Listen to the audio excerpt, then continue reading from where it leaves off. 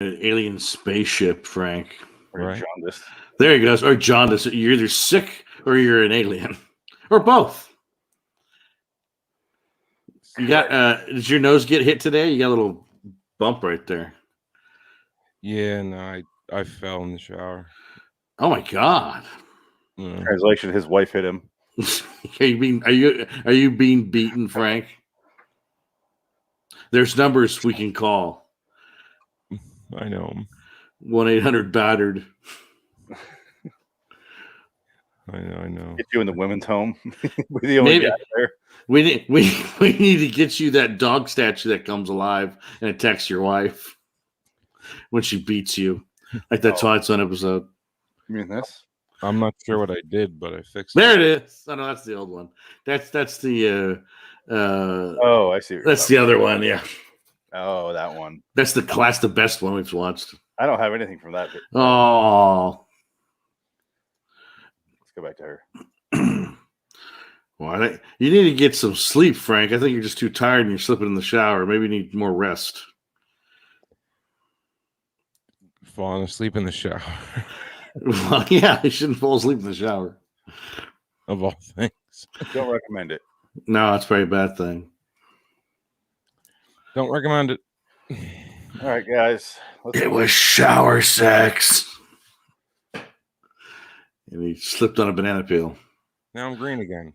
Yeah, there you go. Oh, it's gone. No, it's back. No, it's gone. No, it's back. All right, this is how we begin the podcast. Exciting stuff. What's your theme song? What should we do? What are we doing? 85? Yeah, I want to hear You're Hitler. Why do you like that one so much? That was just funny. All right, here we go. I don't know. Are you ready for a clip? Yeah. Okay, he's fixing his green camera. You're entering a realm which is unusual. Maybe it's magic or contains some kind of monster. The second one. Prepare to enter the scary door.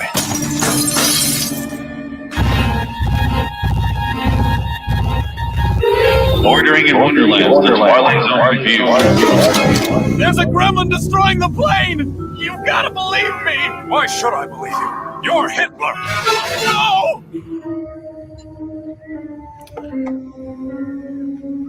We direct your attention to the man with the sleek leather briefcase. His name, Dr. Mallory Craig. Occupation, psychologist, newly employed by the Crest Ridge Sanitarium. For the last 2 weeks, he has been visualizing his first day, looking forward to it with eager anticipation. What the fuck are you playing? There's a terror behind those cold institutional walls that nothing in his education has prepared. That's not the episode we watched. No. What? That's not the episode we watched. What episode you are? Rendezvous in a Dark Place. It was an old lady in death. That's what I picked on the on my DVD. Swear to God, that's the episode I picked on the DVD. Maybe it was an alternate opening that we didn't know. It's just this DVD special edition. Well, it's talking about a completely different character and entirely different plot, so I doubt it. It was Rendezvous, and I mean, it's pretty hard to screw it up. Pick it. What the fuck? Yes, it is. Yet here we are. Okay, Yeah. here's the plot of Rendezvous in the Dark Place. Death-obsessed Barbara LeMay comes face to face with the Grim Reaper herself or himself. Was she seeing faces in the wall? No. That's okay. It's basically a remake of it's kind of a reverse of that episode with Robert Redford. So it's a loose remake of Nothing in the Dark, Frank. Yeah. Where Is that the one with Robert Redford? Yeah. Okay. In that one, it's she's scared of death and doesn't want anyone to come in the house. She's abandoned. She's basically cloistered herself in like her old antique furniture house. And Robert Redford is shot and comes in. And this one kind of similar. She's just obsessed with death. She wants to die and thinks about it. And 1980s fun. There's no fun in this episode at all. Not once. I will say it's well acted. It's actually one of the better acted 85 episodes I've watched. It didn't look like a jewelry commercial. Yeah, like the two leads were good, and that's all I can say, really. Yeah. Because the guy that was like the criminal dying, he was kind of annoying, not very good at what he was doing. I was kind of hoping he'd die sooner because he was terrible. Yeah. I don't know how this has happened before, by the way. Where you played the wrong episode. It's been a while. I'm trying to figure out what the hell I did wrong. Yeah, man. Well, no, I think the number was wrong on the call sheet on the message board on the website. You said I think it was 326, but it was a different number. I told you if it's the number doesn't have to match, but just go off the title on the. Well, I know, but I'm just saying. No, I have the DVD. box set. Yeah, and I can't explain the DVD. I don't know. Maybe the DVD is different now. Yeah, there's it's well because like that. All right, click on the Ooh. episode. Yeah, you see how there's something in the walls right there. Click on Rendezvous in a Dark Place. See what happens. Yeah, because that's the old lady right there. You see that little thing there and that. Yeah, that's what happened. Yeah, I clicked. I must have clicked the top one. Yeah. Well, how was that episode? Was that any good? Sounds good. Yeah, it was actually pretty good. Yeah.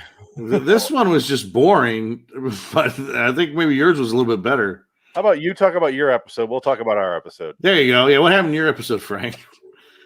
Oh. She saw something in walls. She saw shit in walls. It's like, cool. The title says it all. Wow. And then when we do the other episode, Something in the Walls, you watch Rendezvous in a Dark Place. There you go. Yeah. Ooh. Still playing. The background noise is always copyrighted. Cue up Rendezvous in a Dark Place there and just watch it on silent.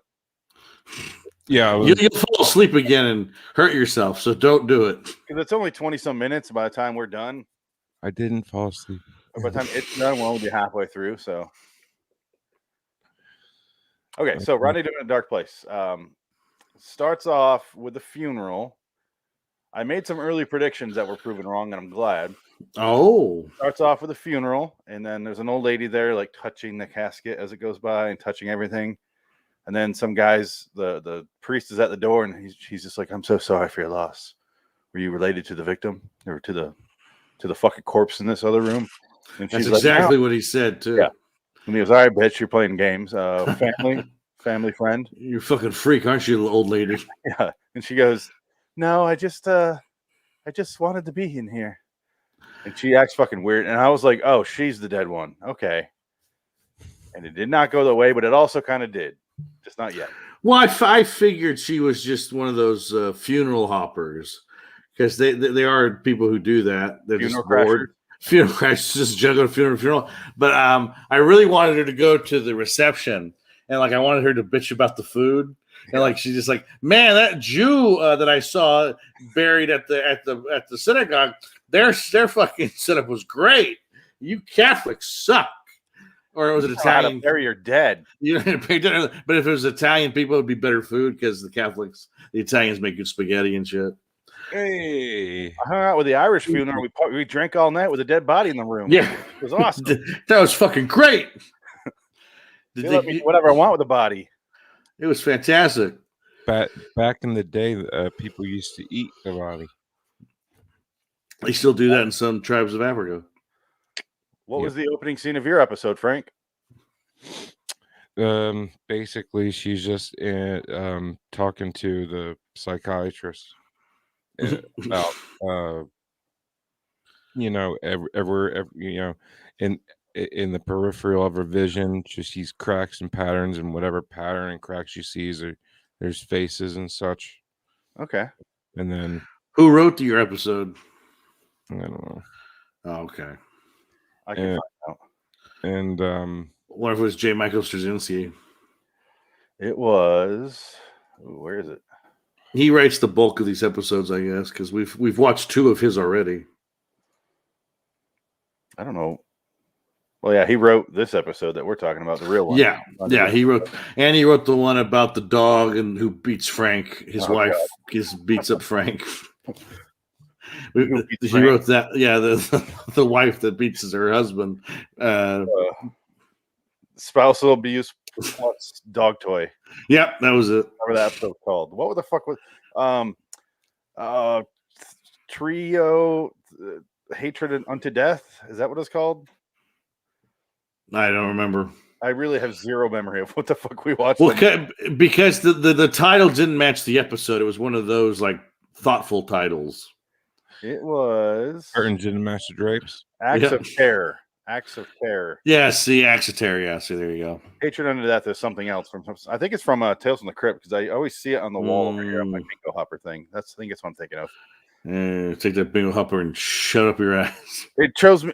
I've been randomly the last like week and a half. I've been randomly because I have a list, a bingo spread right here of all the shows I barely get to, like Westworld, American Horror Story, and various Walking Deads. I've just been choosing from it randomly. I also have a few Tales from the Crypt cards on there. It is drawn out of the 75 on there. It is drawn Tales from the Crypt 3 times. Wow. It is so fucking cursed for me. And I watched a good episode of it. You watched the Tales from the Crypt episode recently? Yeah, I watched it Friday. It was really good. Oh, okay. In it. The one where the Vietnam one or yeah, that's a good one. That was on my top 10 list. That was another top 10 episode. Yeah. It went in my top tier bucket, one of the few. Otherwise, that show, I'm starting to think you might be a little bit right with we drew just the worst episodes. Yeah, I would agree. There's some stuff. Some of them are good, but a lot of them aren't, and I think that's the issue. Yeah, I drew another cartoon one too. Oh, that one was the best cartoon I've seen. Oh, there you go. Not saying much. Okay, so, she goes after she leaves the funeral. She goes and talks to her son, who he's balding in only a way in the 80s man balded. He sucks. He's a horrible son. He's really an awful guy. It's just like he has no understanding of this old woman who's like, all my friends are dead. My husband's dead. I have no one. And it's like every time I see the kids, they're not interested. You're not interested. No one seems to care that I'm still even here. And he's like, oh, shut up, Mom. You're such a fucking bitch. And then he slaps her and leaves. This guy. Look at that. That's hair. That is only people in the 80s kept their hair like that when they were balding. Yeah. You don't see that anymore. The 90s too, but it's almost Fraser Crane-esque. Yeah, but then he lost that middle section. If you look on the backside here, it's super curly. Like, look at that. It's a mullet. It's ridiculous. And this is his mom, and she has the least old lady house I've seen in a long time. Well, is that Janet Leigh? I forgot. Yeah, that's Janet Leigh. So it was Janet Leigh. Yeah, I thought so. I was like, oh, is that Janet Leigh? Yeah. Looks like Janet Leigh. That was a good get for the show. I'm pretending you're saying Jet Li. Jet Li was fantastic as the old woman. Jet Li was amazing. Look at him right here. I want to die. Please kill me. It's kind of, you sound like Schwarzenegger. But a little bit, yeah. I know Jet Li was Schwarzenegger. Shit. I die. No, I can't. I can't do it. On the chopper. I'm Jet Li. Jet Li. Oh, I die. I eat rice. Oh, God, help me. God. End of days. End of days, Arnold Schwarzenegger is the best acting Arnold Schwarzenegger ever did. I am the one. I'm a hero. True Lies was his best acting. Yeah. Oh, yeah, absolutely. I think True Lies was his best performance, probably. Underrated movie. That's a great movie. True Lies is like top 20 material for action movies. Like if an action genre pick. And Jamie Lee is sexy as fuck. Yeah, her big old dong coming out of her dress. Fuck yeah. Who incidentally is Janet Leigh's daughter. Jamie Lee Curtis. Are you talking about True Lies or are you talking about True Lies? Oh, okay. Yeah, True Lies. When she has that she does that seductive dance. I saw no penis. I was exactly CGI. Mm-hmm. True Lies is fun. Yeah, True Lies is good. I haven't sat through to actually watch it though. Do it like slowly. All the way through. Do it slowly. Do it. Yeah. Get the tape recorder. Do it sexy. Who wrote this shit? I like when he's under the truth serum and he tells them exactly how he's going to kill everyone in the room. He does it. Yeah. The True Lies is one of the last movies you're going to see where Arab characters get brutally murdered by a white guy. Well, who happens to be a German guy, but whatever. Not just that, but his thing gets attached to a rocket and he's flying toward the camera at the end. You're fired. You're And fired. it's the last time you'll ever see Tom Arnold in a likable performance. Oh, in a Harrier jet. Who would have Get thought? it? Who would have thought out of the two, Tom Arnold would be the respectable one? I know. It's the worst. Yeah. Roseanne is in prison. She's in Twitter prison. Twitter prison, which don't mean much these days.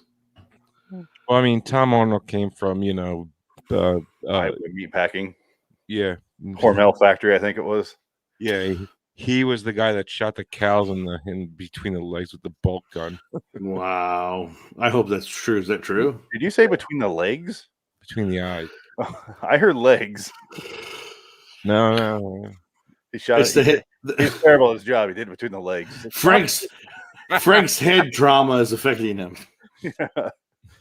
Your head trauma is just gave you concussion. from your Watch the wrong fall. Yeah. I fell into my wife's fist over and over, okay? I fell down into my wife's knuckles and knees and fucking high heels. She hates me today for some reason. She stuck me right by the eye with a stiletto. All right. I was into it. She talks to her son for way too fucking long about how the son is just scolding her for going to strangers' funerals, which I kind of agree with because he says that's distasteful. It's something to do.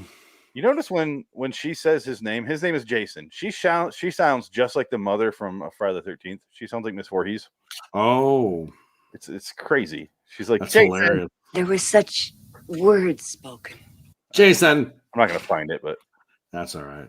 she says it at some point here. When I asked you out to the coast to see Margie and the kids, you couldn't. The music in this, That's bad. it does sound like a jewelry commercial here. Yeah. I'll try. I will, really. Okay. He Oh. kisses her. I'm sorry. I've got to go. Plane to catch. Then you go. And you give my love to Margie and Ben and Susan. I don't know. That's fine. I'll find it, but I got the idea. yeah. But she's like, Jason, and I was like, ugh, Miss Voorhees? Damn. You're all gonna die. I love that she's in that scene. They're basically talking about how she's gonna die soon, and Janet Leigh lived another 15 years after this. Yeah. She lived for quite a while. Yeah, Lee was pretty old. Yeah, she lasted a long time. When did her dad die? Jamie Lee Curtis. When did Tony Curtis die? Tony Curtis died actually like not that long ago. He lived a long time. He was about 90-something years old when he died. So, and that guy had them all, man. Whew. I think he had me. I wasn't even aware. Oh, lucky Tony, lucky you. Because I remember he was talking on some radio show. They were asking about all his trysts, and they said, "Who is the best you ever had?" And he said, "The best I ever had were the girls that never made it. That were the ingenues and the prodigies that never made it in Hollywood because they were destroyed by the system." So I was like, "Oh my God, Tony!" If he was alive now, he'd be in prison. Probably, yeah. All old Hollywood guys would be just so arrested. Oh, it'd be over. It'd be done. It'd be the end of everything. It was like they pass around the girls. Like, she wants to make Yeah. it big. All right, suck all these guys off, and then maybe you'll make it. And then they did the same thing with the guys too. Suck off all these guys. Buddy Hack and Rodney Dangerfield would be in purgatory. I think Rodney Dangerfield was pretty good. Yeah, he's one of those guys that seems like he would be, but I think that's an act. No, yeah, he was a gentleman, I think. Yeah. Because that guy, he took 20 years off to raise his kids. So I gotta give him credit there. Although you hear stories of when a guy would go over to his house to write a script, and he'd be sitting there with his balls hanging out of his. Are you thinking that was the other Uncle Monty? That was Milton Berle. Milton Berle would show stock. Now, was it Jay Moore that's talking about? Oh, I think you're right. Yeah, you're right. Yeah. He's just his balls are just out the whole time, and he didn't care. We told him, and he's like, "Yep." Hey, so what? What are you gonna do? They gotta hang loose. Oh, hey. I love Jay Moore's stories of Christopher Walken. Yeah. Oh, I think it was when he was backstage at SNL, Dangerfield. I heard it was Milton Berle backstage at SNL. Yeah. It could have been both, though. I wouldn't be surprised. But they said Milton Berle was the worst guest host they ever had. So he was awful because he just would show his dick all the time because he was he had like a 13-inch dick. Yeah. So he would show it to everyone. Hey, so as did Lyndon B. Johnson. So they all, anytime you have a 13-inch honker, you're going to be showing it off. You got to have hands that hug around the bung hole. That Lyndon B. Johnson tape is amazing. Oh, man. We talking about the president, Lyndon B. Johnson? Yeah, Lyndon B. Johnson had a giant cock. Nice. And he would pull it out all the time because he didn't give a fuck. He wanted to show everybody. He'd piss in front of people to show it off at the White House. That's awesome. I mean, even if I had a 3-inch piece and I was the president, I'd show it off. Look at this. You voted for this, honey. 4 more years. And he just kind of flap it in his face. 4 more inches. 4 more inches. Was he ever voted in? I thought he just took over. Well, I think he won re-election. Did he? I don't think he did. Maybe he did. I think he did. I think he won re-election because 63, that was like the 3rd year of Kennedy. So Kennedy was elected in 60. So he was up for re-election. So he took over and then he was re-elected. Yeah. So it's basically a year. He was probably president and then he was re-elected. And then that was it though. And it's and basically it's because of NASA, because he had all the he had like he had the Saturn V being built in like 40 different states. Yeah. There you go. So but death came to him too. At this point, I wrote, this is when I was starting to notice it was a remake of Nothing in the Dark because a guy breaks into the house. He's a gun. He's got a gun. What? Yeah, I was going to ask you about this. Like, was he already shot or did she like in Nothing in the Dark or this? No, in Rendezvous. Yeah. Did you watch it on the side there? Yeah, it's been on. Okay. And yeah, like it was weird. Because he already okay. Who shot him? The police. Somebody, the cops or or whoever he robbed. Whoever he robbed, yeah, that's what it was. It's the same storyline setup here that Night Gallery episode that we did called Death in the Family had. Mm-hmm. Where the guy gets shot doing something illegal and breaks in. Same fucking thing. Very different ending. But yeah. Do you remember that episode, Dick? I remember seeing some of it. I don't remember the whole thing though. It's at the end they have that corpse party, the birthday party. You mean the Night Gallery episode? Yeah. Same fucking thing. But same idea, yeah. He breaks into the house and instead of being like, get the fuck out of here or police, she's just like watching him, just like, you're dying, aren't you, bitch? Oh, yeah. That's that tasty death. She puts him down for the night, and then in the middle of the night, she thinks she hears death. She's like, I hear you. I know you're here. And then death does show up.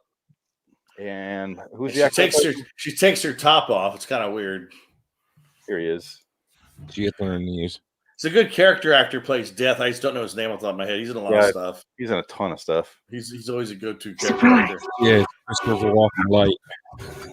Pretty much, yeah. I want to find that scene where he scolds the shit out of her. I'm Death. What are you doing? Yeah, he looks like Walken. It's crazy. Like and William Dafoe. Rugger Howard. Walken. Yeah, you're dead, and then we're gonna fly an intruder into Sam City. It's Flight of the Intruder. No, fuck the cops. Fuck them. Nobody said anything. I'm like, I don't think is he in Flight of the Intruder? Christopher Walken? No, William Dafoe. Oh, okay. Oh yeah. And he's in Platoon. Which Platoon sucks. Fuck you. I don't like Platoon. I've tried watching it. It's just great. It's all right. It's okay. I love Platoon. I put that there with Scarface, where people fucking loved it, and I'm like, I just don't get it, man. Sorry. I like Scarface. I don't love it, but I love Platoon. Yeah, I don't know. Johnny Depp was amazing in it. Right, yeah. But I get Platoon confused with Casualties of War. I always think they're the same movie. They're the one with Michael J. Fox and Sean Penn. It's like the same exact movie. But the problem was that Platoon stole all the thunder from that movie because that movie came out like 2 years too late. Yeah. And that's why the two movies, and Full Metal Jacket, too. And all these Vietnam movies came out at the same time. And like Jacket. Platoon was the alpha male, killed them all. But it's funny because it's probably my least favorite of all of those. I wouldn't say Platoon killed Full Metal Jacket. I don't. It won the Oscar and it made a lot of money. So Platoon did a lot better than. Yeah. It's not going to be remembered as a better movie, but it definitely made a lot more money and it made a lot of careers. That movie. Though they say Full Metal Jacket is like the #1 selling DVD in Warner Brothers history. So I don't know. Weird. I'd believe it. Well, I mean, like the first half of that movie was great, and the second That's why dog shit.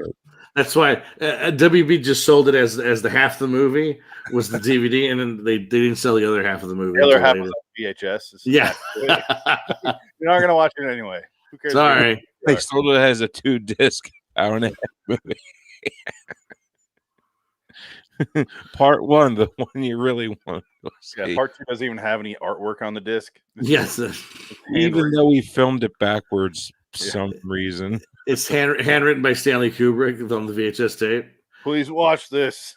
And he has a little video intro. Look, I know you're going to stop watching after he kills himself in the bathroom, but come on. Give Matthew Modine a break. Come on. That's all he has. Come on. Let the guy. He's in Dark Knight Rises. He's in Dark Knight Rises. As the least important character in movie history. Yeah. Who gets ran over here. He was in Dark Knight Rises? Yeah, he gets ran over by the tumbler. He gets shot. But well, no, it's the original. He was run over by the tumbler. They cut it out because I remember the behind. Now. Well, no, it looks like he got shot in the original version. He gets ran over by Talia al Ghul because they shot it. And they had all the spy cameras during the filming because when that movie was being made, it was all made in public, so everybody got pictures of everything. They took the pictures of his character being hit, and the stunt guy was like flown in the air. So it was really cool. It would have been a cool death scene, but I think they figured it was too brutal, maybe, so they cut it out of the movie. I just love the fact that Commissioner Gordon has a long scene where he's at his door, being like, "You let your wife answer the door." Yeah, out here, you sack of shit. Come on, and he's like, "I will go. Let's go." I'm like, "That's it." Yeah, he got. That should have been. I think it should have been the guy from the first movie, our wonderful character actor that we love so much. Yeah, the roly-poly guy. Who was in Memento. He was Flask in Batman Begins. Mark Boone Jr. Yeah, Mark Boone Jr. I thought they should have had him be that character, and he gets redeemed. Yeah, because he was a crooked cop in the first movie, and then he becomes a cop again in the last movie to sort of redeem himself.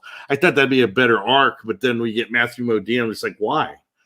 You had that character already. Bring Mark Boone Jr. back. But I guarantee he'd be very excited to be in this. Oh, fuck yeah! Any chance to work with Nolan? Okay, yeah. Can I take a pause and just ask this? We're off track because not all of us watched this episode, so and it's not even that great. Yeah, no, I see. We're almost done with the plot, honestly. So that's it. Yeah. I just want to say one thing. Today, the bingo hopper chose Westworld, and so I watched the first episode of season 3. And then afterwards, after the video ended, it started up like previously on. Yes. Or sorry, next, upcoming. But it didn't say that, so I'm sitting here watching, going, "What the fuck is happening?" Oh, it just didn't tell me next on. So I skipped that, and then there's a video at the end where it's like interviews with Jonathan Nolan because he directed and wrote a lot of these. Yes. Season ones. That's his show. And I'm listening to him. I'm like, and he's like, "Yeah, I was gonna write the script, and instead I was like, fuck it, let's just do this live." And I'm like, "How are you Christopher Nolan's brother?" I know. Yeah, he's the exact opposite. It's hilarious. He is Chicago. Yeah. Swears nonstop. Christopher Nolan's like, the cinema of filmmaking. Yeah, it's hilarious. Yeah. We must all endure. And you're like, we used to do that joke all the time when I worked at the ArcLight. We used to make that connection. We were just like, "What the fuck?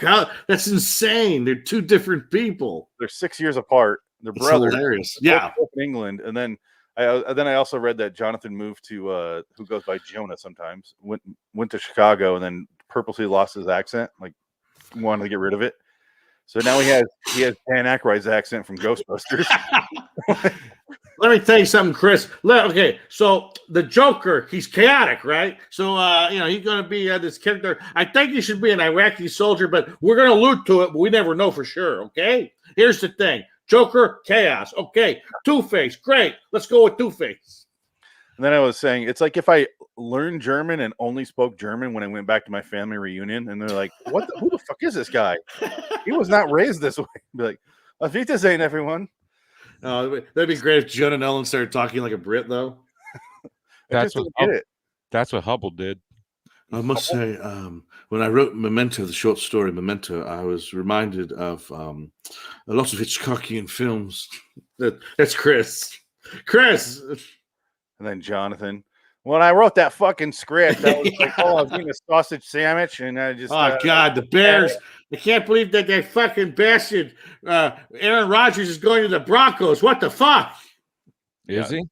Yeah. Wow. He's leaving Green Bay. He's done with Green Bay. It's not official. It's official. He's done.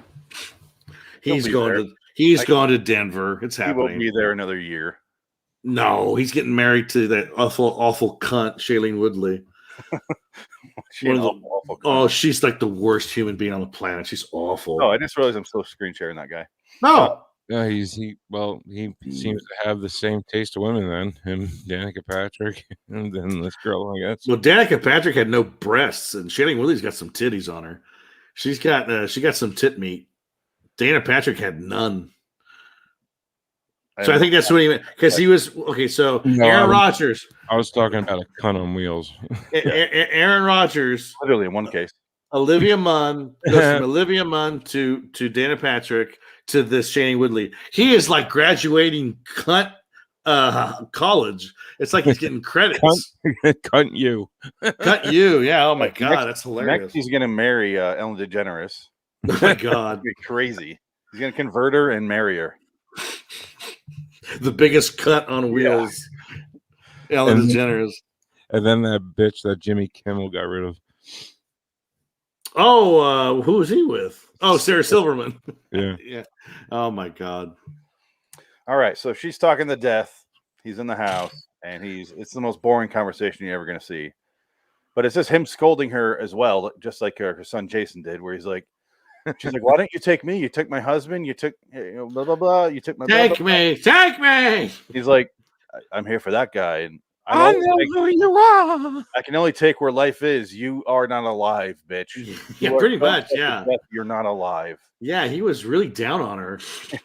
Then he went down on her. It was weird. It was really weird. So gross. It was hot a little bit, and then you're just like, wait a minute, no, I can't get into this. One of the user reviews is, "Where's Robert Redford?" Yeah, I would still take Robert Redford now. That would have been a good cameo if he came back for this episode. Yeah, right. Yeah, that's what that was going to happen. Robert Redford was going to stoop for an '80s TV show, only because it's a remake of The Twilight Zone. The only person that did that was Bill Mummy, and that was 2002 Twilight Zone. Mummy.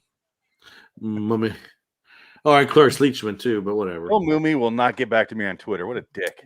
I can't believe it. He's so busy doing his Babylon 5 conventions. I like being on the show. What? Email him. Yeah. Look at this. Have his email. Bill Mummy at givemeajob.com. Bill Mummy at yes.com. I guarantee you'll be able to find it. Yeah. The first thing, if you call his phone, the first thing he does when he answers is, "Yes, I'll do it." I do have IMDb Pro. I'm sure I could get a hold of his agent. Sure. Which is his daughter, probably. It's like his manager's his family member or something. I would. Hey, fuck it. Free manager. Why not? Well, no, yeah, why not? Yeah. I don't see anything wrong with that. It didn't work out for Dane Cook, but guys, I'll be right back. Missy's yelling down the stairs for me. And don't fall down. Don't fall down the stairs, and don't let her hit you. Well, Jackson's sleeping, so she's yelling down the stairs, and I'm sure it's something to do with Jackson. All right, he'll be back. Anyway, I hope, unless she kills him. He's gonna come back with another. Hey guys, blood down his nose. Oh, nothing. No, I fell. Split lip. The door hit me because I hit it walking back from talking to my wife. The doors have really gotten angry since she had the child. The door child. It's like that movie with Beau Bridges where his wife beat him, and he was his father talks to him. He says, "How can you hit a woman, Dad? She hits me." Oh, is it his real dad? Yeah, I hope so. I wouldn't doubt it. It was very 80s. I think his wife was what's her name? The Charlie's Angels.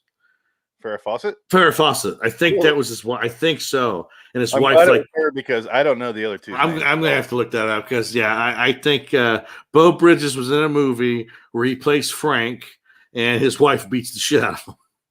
Let's see, Beau Bridges spousal abuse movie.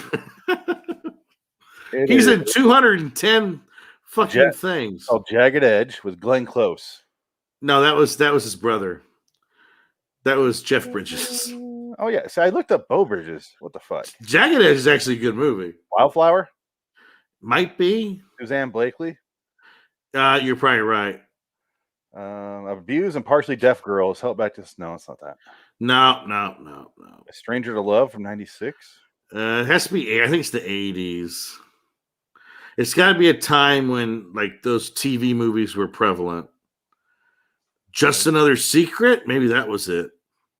An American Intelligence Agent? Nope. Not it. So you think it's from the 80s? This is good podcasting, right? It's going to be from the 80s. Okay, while you're looking up, I'll wrap this up, this story. And then we'll hear about Frank's episode when he gets back. And then I can't wait to figure out how wrong he was about everything when we actually watch it. Yes. Okay. The police come in to pick up the dead body. And they're like, "Oh, surprised you weren't scared." He's a violent man and he was shot. And most people would call the police or get the hell out of the house. And she's like, "Oh, he wasn't dangerous. He was fine." And then she gets all sexy for death. You notice it? Yes, she did. Like a blue sequin dress, like gown. And I was like, "Oh, this is her death outfit." And then I was like, and she sees death again. And I was so confused why she saw death again. And I was like, "Oh, she must have killed herself." That's what I thought too. But then she has a line where she says, "There's some pills from my husband was dying. He's in so much pain. There's those pills, and I thought about taking them, but I didn't." And I was like, "Then what the fuck? Why are you talking to death? Did she like booty called death? What the fuck is going on? I have no idea why he's here. Because the guy's dead and he's already gone."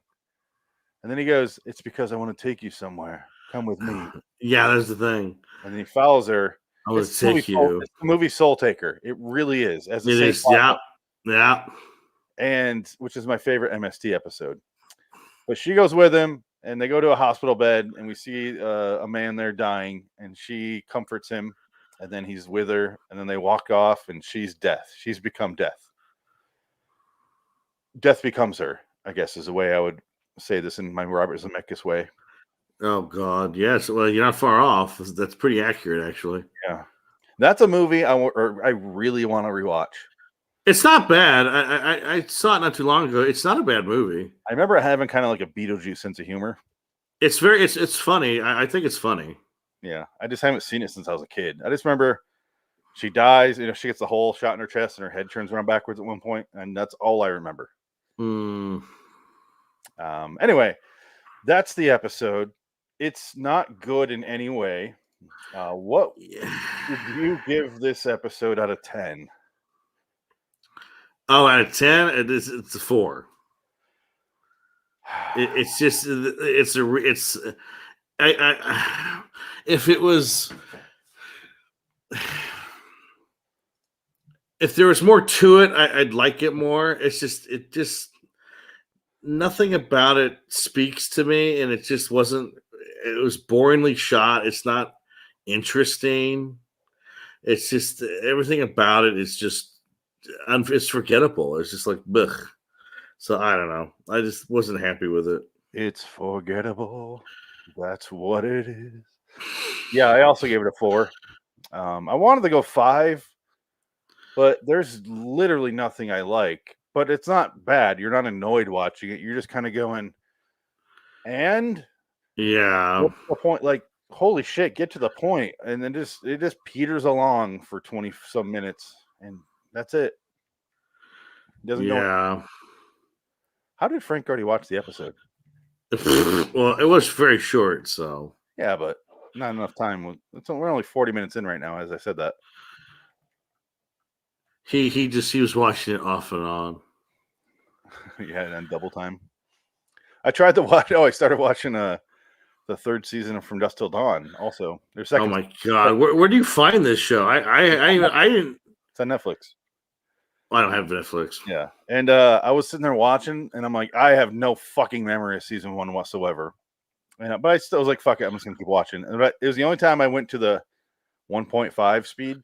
I was like, maybe I'll enjoy it this way because it is a drag if you don't do that. Wow.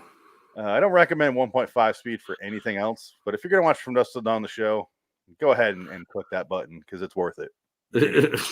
I don't want to sit there and watch it for the actual length of the episode. No, you're probably right. It's a pretty good idea. But yeah, this episode is a stinker. It's not the worst thing we've watched from the 85 show, though. It's just boring. Boring. It's very boring. They needed a couple more things, or even just one more thing, like a B story of something. But you're literally just watching her talk to death, watching her look at things. It's basically you're bored to death. It's like just okay. It should have been called Bored to Death, like the Jason Schwartzman HBO show. Yes, with Ted Danson, which was supposed to be decent. I never watched most of it. I never watched it. Yeah. But the first one worked, called Nothing in the Dark from the 60s show. Yeah, because the writing was so well written. That when she's talking to death, she's like explaining why she feels that way, why she's scared of it. But this one is like, I want to die, and they don't really go into the details of why, except the fact that her husband dies, but she didn't say that till the end. So it's not written out enough. No. So you just watch her stand there talking to death. Well, that's the problem. It's just, I think the network probably told Straczynski, because he's the writer, they probably said in showrunner, basically, we need to have remakes. So pick out your favorite 10 episodes and try to remake those somehow. And that probably was one of his meetings. He's like, well, I'll do it like this. So I don't think it was a well thought out idea, but it was just, he had to do it as a mandate. So that's why some of these episodes are just like, eh. The problem is it plays more like just an idea, not a script. Yeah. But I mean, they got Jan Lee, so good on them. I mean, she was good. The acting was good, but just the show itself, I mean, there just wasn't anything to it that interests you. Just like, okay, I get it. She's going to die. She's going to be death. Okay, I get it. Next. I'm doing a poll on the Twitter feed right now. So if you want to participate right now, it's LIW The TZ Review. I put, which show do you like better? We're covering one of each of them at that show. Twilight Zone 85 or Night Gallery. Ugh. You'll never guess which one's winning. Twilight Zone? No. Night Gallery's winning? People fucking love Night Gallery. Well, I mean, you know why? It's because of that. It's the pilot. It's the first Night Gallery, the movie, where it was Steven Spielberg directed one of the segments. It's the Roddy McDowell episode. It was a movie, and then a year later it became a show. So I think people forget that there was a lull in between the original TV movie and then the series. People love the series. They love it. So far, the series has not been good. It's not. But it could be a case like the Twilight Zone or like Tales from the Crypt, where we're just picking the worst episodes.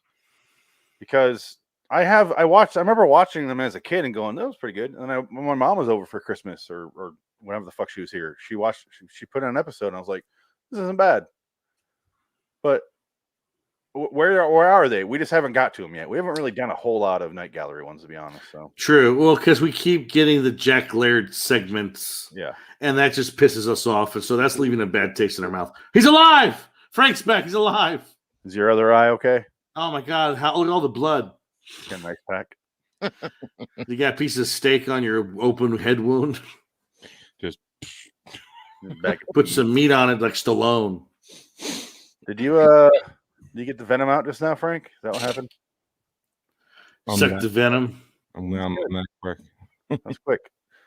So, what happens in the rest of your episode, Frank? She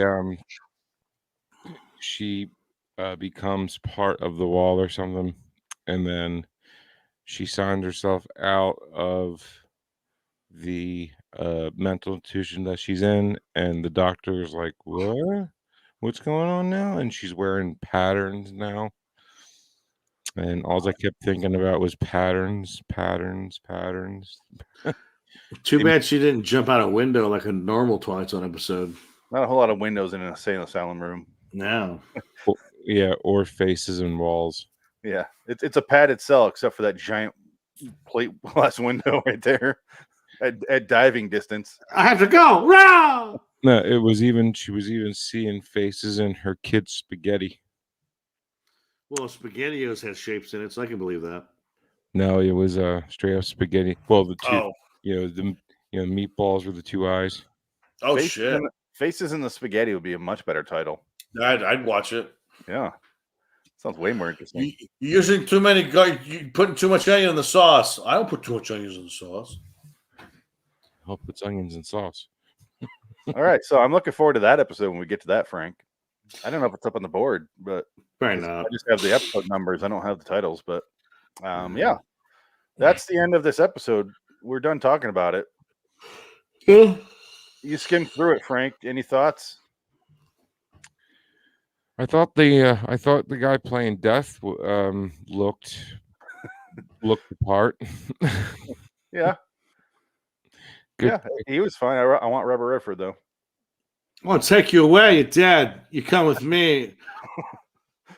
Yeah, like most people, most people act somewhat scared or surprised or something, but she's just hi. Yeah. Well, she's ready to go. I think that's that. She's made peace with it. She's Hello, dead. Death. How are you? Yeah, Death is the last cock she's gonna get, so she's ready to go. Hey, Death. Come and get me, Death. Do you have a boner? The girl bones. I have a bone to pick with you. Yeah, it's Oh boy. gross when she dresses up sexy for Death. I did not like that part. Especially with the see-through shirt, and she spills water, icy cold water on her white t-shirt. Oops. It's very so awkward. He's like, bitch, I don't want to look at you anymore. If you're Death, we can't be in the same place at the same time. Oh my gosh. My skirt is ripped. I'm going to have to take it off and replace it and sew it. Hold on. Oh, I forgot my panties. Oh. I have a hole in me right here. Please fill it with something. Oh my God, hurry. Death. Yeah. I haven't killed anybody since 1984. I mean this potato I stuck up there 30 years ago is just not holding everything in anymore. Oh my God. Can you imagine having a potato in your cooch for that long? Oh. And then eating it in a soup. Oh. No, it has happened. It has happened. I almost puked right there. Tom Elliott on the show. Missy and her doctor had to extract it. It grew roots. What, the baby? No, the potato. Not inside Missy, right? You should say that she's a nurse before you. Yes. Missy is a nurse for a. And she. Yes. It sounded like your wife was just throwing loose potatoes up inside her. Yeah, that's what I thought. That's what I gathered. No, it's an old Italian Tradition. I guess, condition. It's an old tradition. I wouldn't call it a tradition.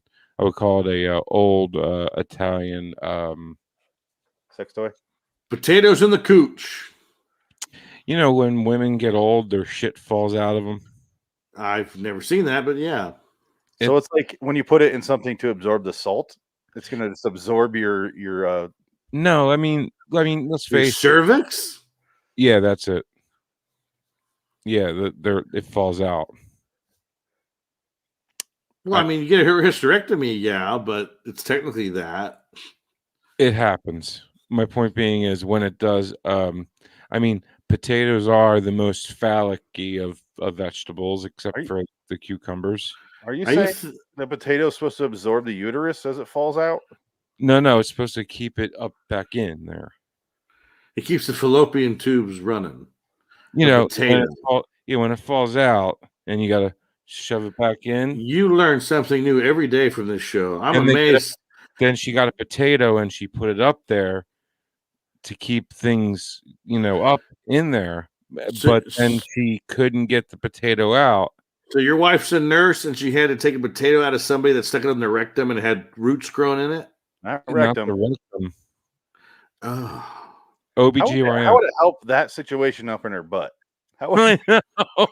No, for sexual, it's like a butt plug. Like people stick things in their butt all the time. Yeah. I've never heard any woman being crazy enough to stick something in her vajayjay, like a potato, maybe a watermelon or a pineapple, but not a potato. That's crazy. Without hands, too, watermelon. Without, Don't you want to love me? Don't you want to support me? Ah! It's like Oh my god! I've often asked if it was a russet potato or maybe a yam. It has to be a sweet potato because that's more phallic. That's what I say. I would say sweet potato. Yeah. That she won't tell me. See, that's the mystery. Because sometimes a potato could be cone-like, and yeah, I could see someone thinking, "Well, no, I can't actually because I'm not fucking insane." But I want to fuck that potato. Like I could say, no, you can't see that. No, I want this potato to fuck me. Fuck me, potato. Mr. Potato Head. Mr. Potato Head, come in me. Yeah, she pulled the potato out. It had fake glasses with a mustache. No wonder that guy. Ears fall out. No wonder that guy from England doesn't return your calls. His hand was down where his feet were. I listened to your show the other day, and you were talking about potato inside of a vaginal cavity. It was, and the thing of it is, it grew roots. It was up there so long. It grew roots. She must have done as a kid, not knowing what it was. Oh no, she did it 5 years prior. 5 years. 5. I forgot it was up there. Like, how does that work? Be all moldy. Yeah, it was. It was black and it was disgusting. And like she didn't have septic shock and it killed her. Like that would. It smelled very bad and it had roots. Oh, no At shit. This point, you're just going in there with a melon baller and just scooping out anything. Fuck it. You're all. You're you sew the shut and you're like. Hey, I've heard horror stories. Yeah. You know that handle thing with the thing that goes like the things that goes like this to make mashed potatoes with. Yeah. Yeah. And they're with. They were like, no. Oh my god! It's like a mine that closed. You have to block the entrance. Like you do not use this anymore. You're not allowed to have a vagina anymore. Sewing it shut like a horror movie.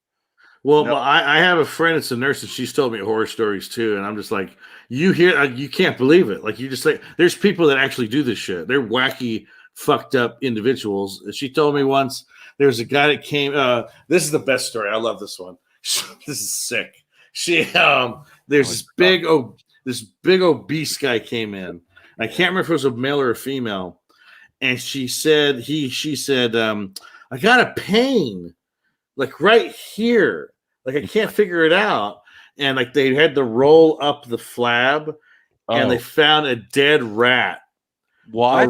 A rat was chewing itself out of her or him because it got stuck. It was trying to chew itself out because it got stuck in the flab of the person. So they found a dead rat trying to escape those giant flabs of flesh. I'm trying to match your excitement. This is the story. Oh, it's a good one. Probably died of lack of oxygen. Well, the rat did. Yeah, the rat was suffocated basically, and it tried to chew itself out. And that's where the wound and infection was coming from, was a rat bite. Well, it's remember the second Sinister movie where they put the parents down and they put the bucket on the top and then they light a coal on the bucket? Yeah. Crash themselves in through it? Yeah. Well, he did the same thing to Chuck Norris in that Mission into Action movie. Oh, God. I completely forgot we did that. I know, right? I have zero memory of the actual movie now. It's not a good movie. No. It's so forgettable. Anyway, it's not good. What, Chuck Norris's or his chin? Yes, both. Chuck Norris sucks. Chuck Norris is awful. I don't get it. Delta Force was great. Delta Force is so fucking boring. It is like 3 hours long. It's so boring. It's bad. Try watching Delta Force. It's like 2.5 hours long. It is so fucking boring. All right, I got the results, guys, of the poll I put up. Twilight 1985 versus Night Gallery. Night Gallery won with 64.3% of the vote. How many votes is that? I only did 2. 1 hour, so 14. 14. But still. It's a good Yeah, average. but still, I mean, You knew that was going to happen. Yeah. And the thing is, Night Gallery's worse. Somehow, so far, yes. Yeah, so far so bad. But we will get to Night Gallery here in a few minutes, or on the next Okay. podcast, if you're on the podcast feed. But let's move on. I hope I watched the right one this time. I hope so too. Let's find out. But let's say LIWstudios.com for me. RedDragonsRadio.com for me. Andersonville, the review show tomorrow. Just can't. Larry Wonderland presents Andersonville. Andersonville. He's talking about LIW John Frankenheimer review.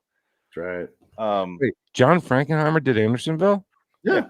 He won the Emmy for Best Director. We are talking about the Civil War. Yeah. Yeah. Really? I'm excited to watch it. I'm going to watch it tonight. Before, Frank. I'm going to watch it after the podcast. So we've talked about this before. I'm excited. I know. Yeah. He did it. It's a good movie. You guys doing it? Or Yeah. Tomorrow. All right. You do, or? No, Adam. Oh. Adam didn't like it though, so he's going to be. His lack of whimsy came into play. What to do with that, man? But anyway, tomorrow night, anthology show, then John Frankenheimer movie. But LIW. I'm excited. At LIW The TZ Review, at LIW Anthology Pod on Twitter. So until next time, in the meantime, I'm Phoenix West. Brian Links. Dick, yeah. So long, citizens. So long, death. Die. So long, yeah. You're dead. I'm dead. That sucks like that. Wait.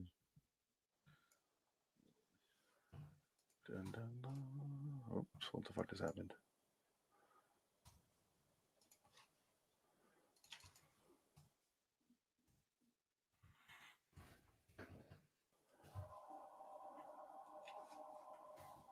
Uh-oh. Trying to save it and it froze. Okay, there it goes. All right. That's saving as we speak. We also did Pickman's model. Oh my God. Suspense. All right, that's the all right, this is how we begin the podcast. Exciting stuff. Let's hear a theme song. Those giant. Frankenheimer did Andersonville? Yeah. Great. That's good stuff. All right. It was a really good. You need to take a break. Are you guys good? I'm good because this one won't take long. This will be like a half-hour episode, probably. Ain't much to it. This one fucking was boring as shit.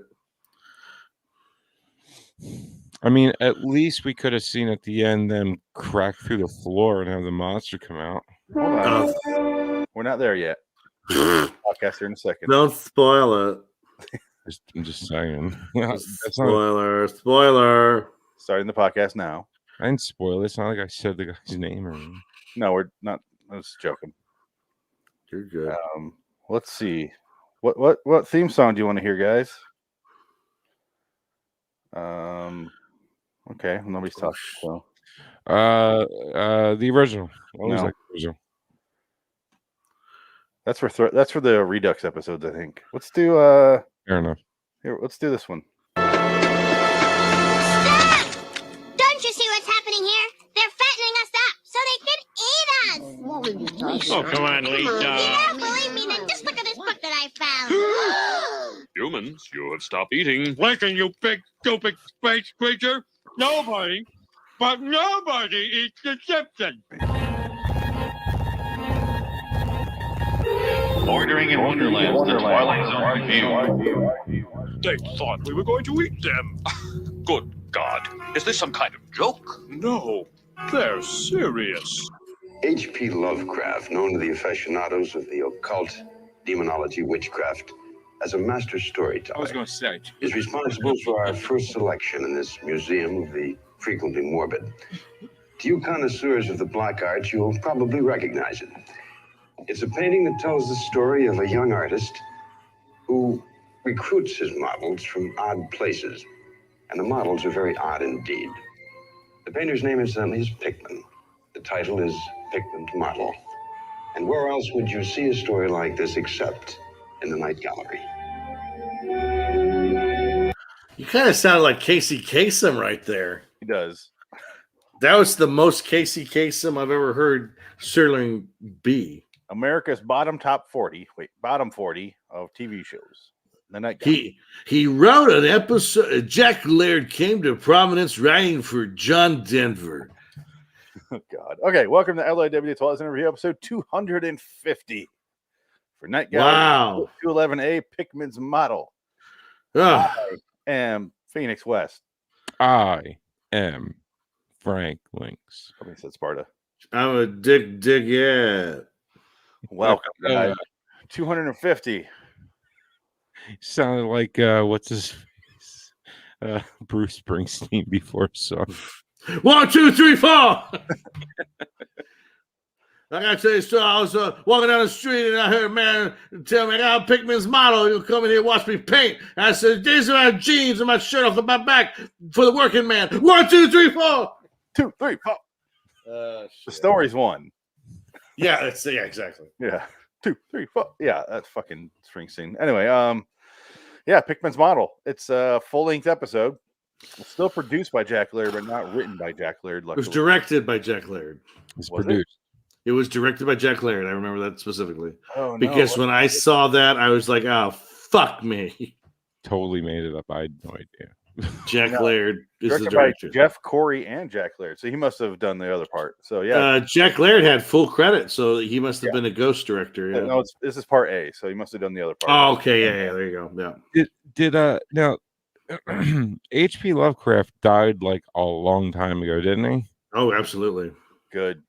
You know, he has a writer credit in this. Yeah, they do that with everything. Like Shakespeare has 1,000 writing credits for movies. Oh, probably. It's not even the Pickman story. It's a total adaptation because the Pickman's Model story is basically a guy goes to this corner and he looks at this window and he paints what he sees in the window, and that's pretty much all it is. And it's literally like a 2-page short story. There's nothing to it. It's very it's like an omelet. You know, you break the bitch open and it just goes blah. There's nothing really in there. Unless you have like bacon and cheese and some maybe tomato. I meant sunny side up egg. There you go. That's what I meant. There's some poached eggs in there. Omelets never as good as I want them to be. Well, omelets. Yeah. You always want eggs, and then you get the rye bread and all that good stuff, and by the time you're done, you're like, I don't want to eat this. Yeah. I know what you're doing. You're doing 4-year-old version, aren't you? What? You're gonna make an egg salad, and you get all the ingredients, and you made a big bowl of egg salad, and then you realize you're not even hungry, and you didn't have any bread. Okay. No, but like for real, I've only seen that movie once. I don't know. Like, I'm sorry. Like I am a good cook, you know, but I hate eating what I cook. I don't know why. Because every time I cook, I don't want to eat what I. Is that why your wife beats you? It's one of the reasons. You're gonna eat what you cook, you fucking faggot, and she beats you. Wow. Dick. That was anger. That was an angry wife beating you right there. That was anger. No, that's what she that's what I want her to call me when we go to a Hampton Inn. Hampton. Get the key, you fucking faggot. You like that, you faggot? Get out of here. Get the bags, you fucking fag. Wow. What is going on? Oh, sorry. You Pickman's Model, something comes out of me. Yeah, someone else described the beginning. I just don't give a shit enough about this episode to even bother. It's about a guy. I don't even know what year it is because it goes back and forth in the timeline. So I guess it's the fucking present. No, they're wearing like old dress. It's like Well, no, because the first part of the episode is the guy says, "I bought I found Pickman's last art piece. Yeah, that appears to be modern time. Yeah, so they do that, and he says, "Whatever happened to Pickman? Oh, I don't know what happened to Pickman. I heard this happened to Pickman. I don't know what happened to Pickman." And then they go back in time, and it's a flashback episode. He has a fiance.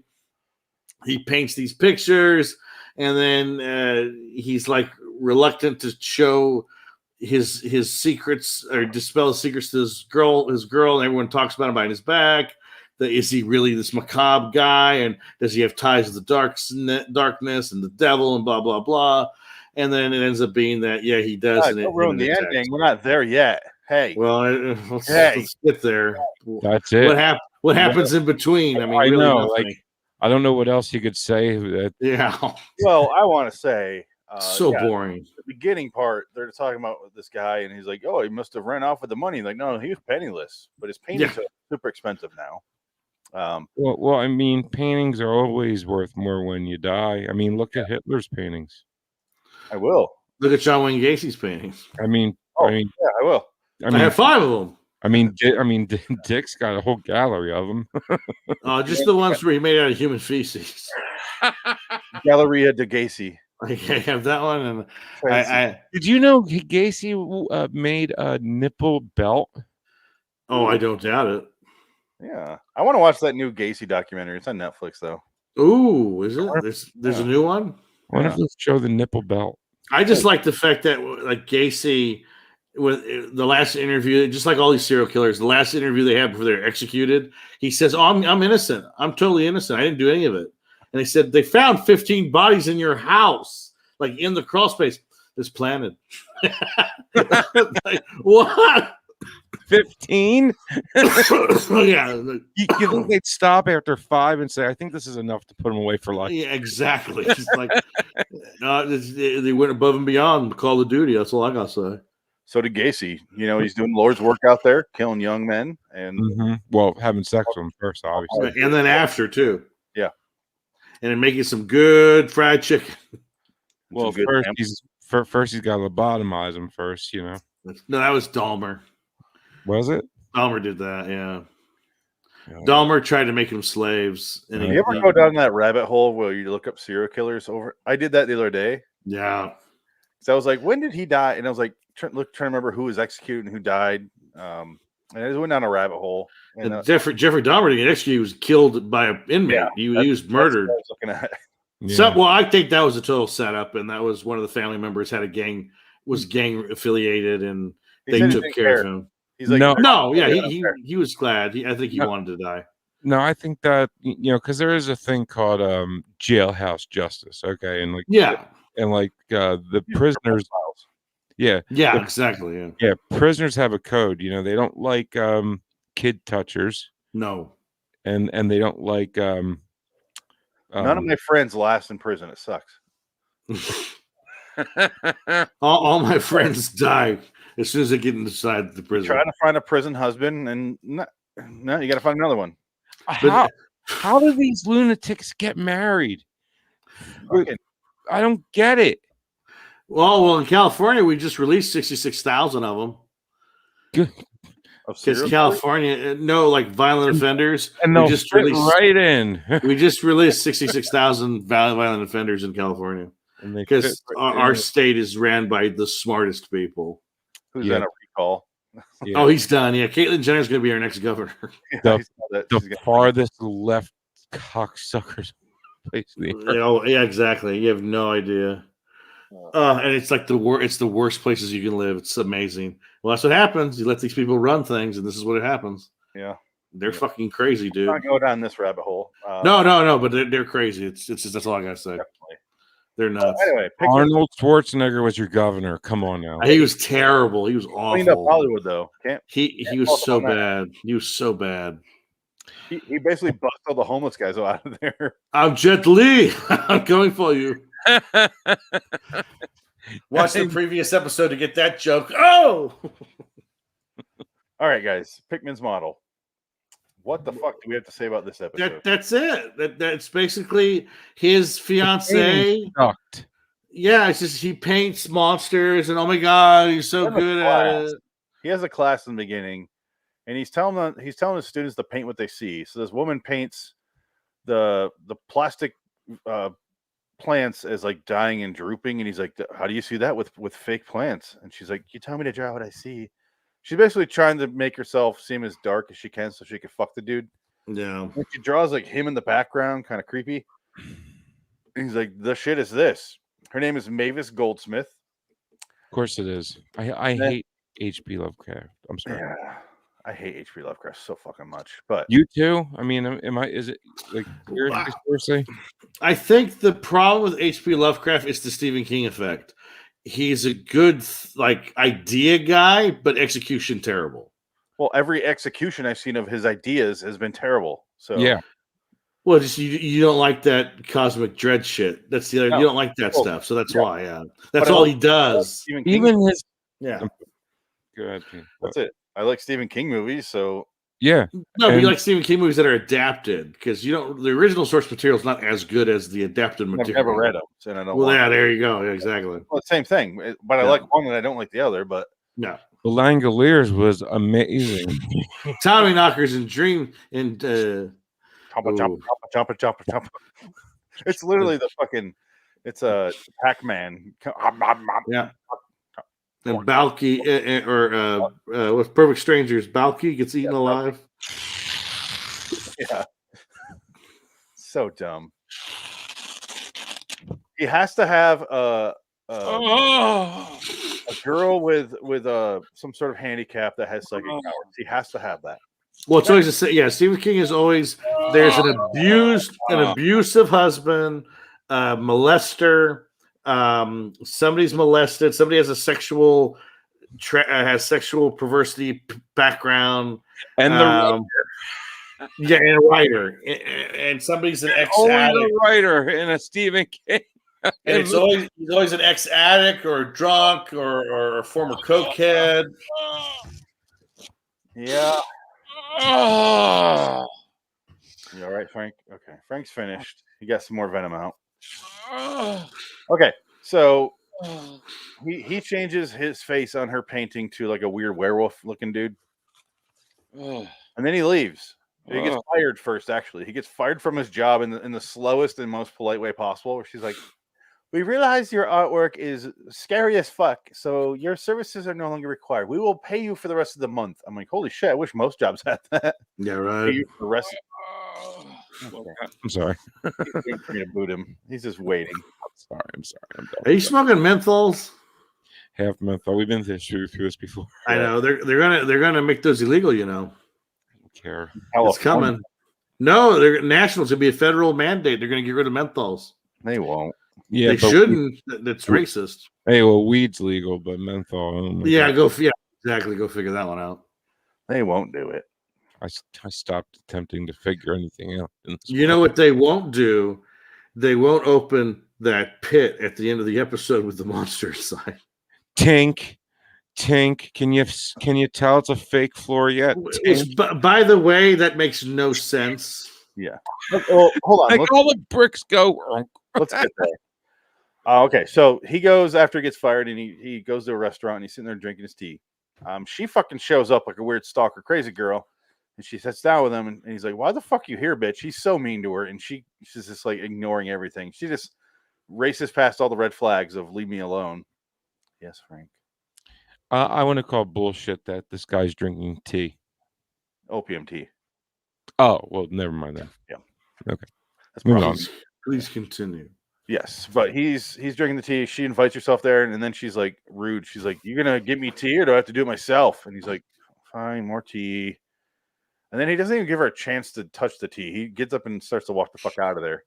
And then she stops him, and she's like, "Take me to your lair." And he's like, "Nobody's ever seen my workshop." And she talks about how he has a series of canvases that will turn a man to stone. And is that a Medusa thing? Huh? That's Medusa. Yeah. But he says, you only know because sometimes I drink, and when I drink, I say too much. That's my problem. He's basically just like, I don't care how much you love me, bitch. Just don't follow me home. And he leaves. And this is where the episode really falls off the rails, because there's a long sequence of her talking to, I don't know, her dad, some guy who's just like a Pickman historian, who's like, he doesn't, nobody knows where he lives, but here's a painting from outside his workshop that he took or made. Why the fuck? Luckily that exists. He basically drew this stalker bitch a map to his house. I don't feel bad for him. This guy was a Pickman man. No, it's just like in the Mouth of Madness. He was leaving her a trail of breadcrumbs to find him in like a contest. But he didn't want her there. You know, that's what you think. He was playing hard to get. There was a joke in there somewhere, but I fucked it all up. Yeah, you lost Pickman. Yeah. Yeah, her dad is basically like the docent at the Pickman Museum. He's just like, he knows everything, and he's guiding her through the house of like, oh, here's Pickman. Here's a picture of Pickman's shit that he made. And here's Pickman's shit. Here's a picture of Pickman shitting. Yeah. That's what I made outside the window. I painted that one. And here's naked. And here's Pickman's shit he forgot to flush. And here's Pickman's balls. And you see Pickman like doing this in the painting. He's got it cut back and he has a black eye. Oh, sorry, Frank. I'm sorry. Does it look like a black eye, guys, or is it a cut? Well, here there's a little purple. Here's a cut. Yeah, you got multiple head injuries. It's like right here, and then you got your little dimples in your cheeks. It's like, yeah, it's like, a faucet hurts. All right, you fucked yourself up doing that shit. You gotta watch out. Yeah, the faucet of the faucet of your wife. Can we see Missy's hands right now? Yes. Bring her in. No, they're filled with blood. Just her hands. Oh, cut the fuck. Her nails are like Beecher from Oz, like in season 9. Look at all those calluses I got right there. That's fucking work hands there. From what? Beating. Yeah, well, I'm an enforcer. I'm an enforcer. I work for Jason Statham on the and I got to find out who killed his son. He's got a new movie coming out. Exactly. That's what I'm I'm trying quoting. to decide if that looks awesome or awful. I think it looks awesomely awful. I'm going to go see it for sure. I'm excited. That's the first time I'm going to go to a movie in like 8 months. Yeah. Isn't the new Mortal Kombat out? But you can watch it anyway. Yeah, I watched it. It's not very good. Of course, it wouldn't be. Yeah, it looks awful. The fights are cool, but what do you expect? They got to nail one thing. It's got to be the fights. They didn't do that in this one. No, they. Anderson, come on. Mortal Kombat Annihilation is like one of the greatest, worst movies ever made, though. Oh, man, that was bad. It is bad, but it is funny. They made more than one? Oh, and they made a web series, too. Imagine a sequel to Mortal Kombat with a third of that budget, but with aspirations for a movie with 6 times that budget. And James Remar as an Asian man. Yeah, Dexter's dad. Dexter's dad as an Asian man. He will forever be Dexter's dad to everybody. Yes, he will be. What characters did they have in it? The ones Liu Kang, and they had a lot of the characters from the games. The Legend of Sun Li. Well, let's see. No, that was Street Fighter. Okay, so Liu Kang, so they got a Chinese guy, and then I'm sure Johnny Cage was in there, so they got like Johnny Cage dies in the first 5 minutes of Mortal Kombat Annihilation. Johnny Cash is there. Johnny Cash dies. Thanks for ruining it for me. Now I'm not going to watch it. That's okay. Frank, don't watch it. We can't ruin a movie that is ruined to begin with. How are we going to do that? It's Mortal Kombat. I mean, they all die. Ruin your day. Fuck your day. Okay. Yeah. And I guarantee you, Goro's in it at some point. No, he died. He's in the new one.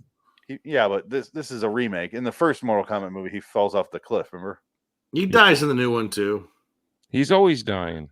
He gets fucked up with the new one. He gets real fucked up in this one. Nice. It was pretty good. So he's got 6 arms. And he leaves his painting behind. She grabs it. I don't know how you leave a whole painting behind, but she grabs it. And then, she talks to her dad, finds out where he lives, and she shows up.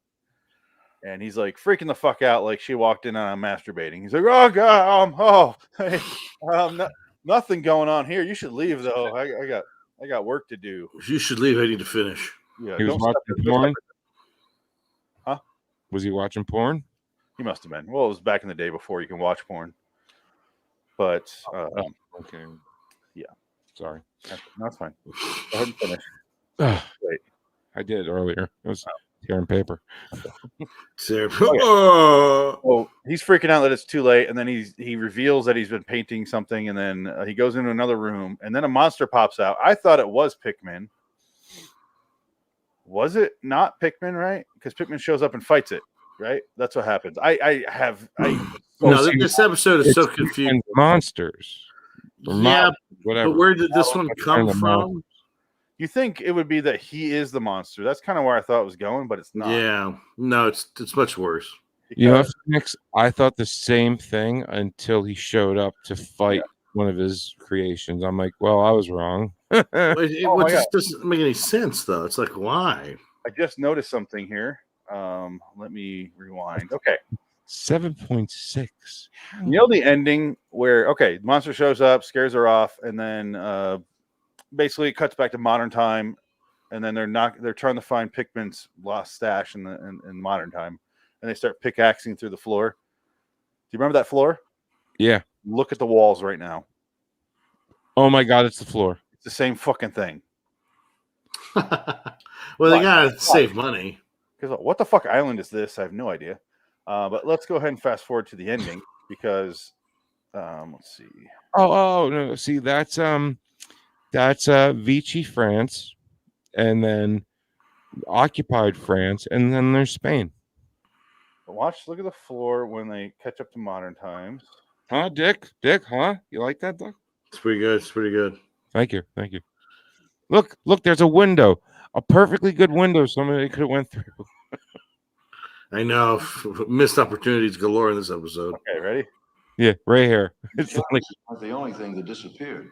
Pickman did too. It's the same fucking thing. It's the same.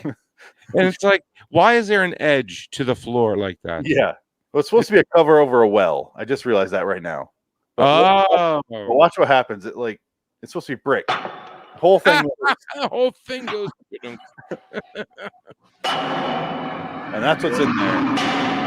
Yeah. And I was like, finally, it's getting good. And then it's Bye. over. It's over. Don't worry about it. And that's all we get. It's it.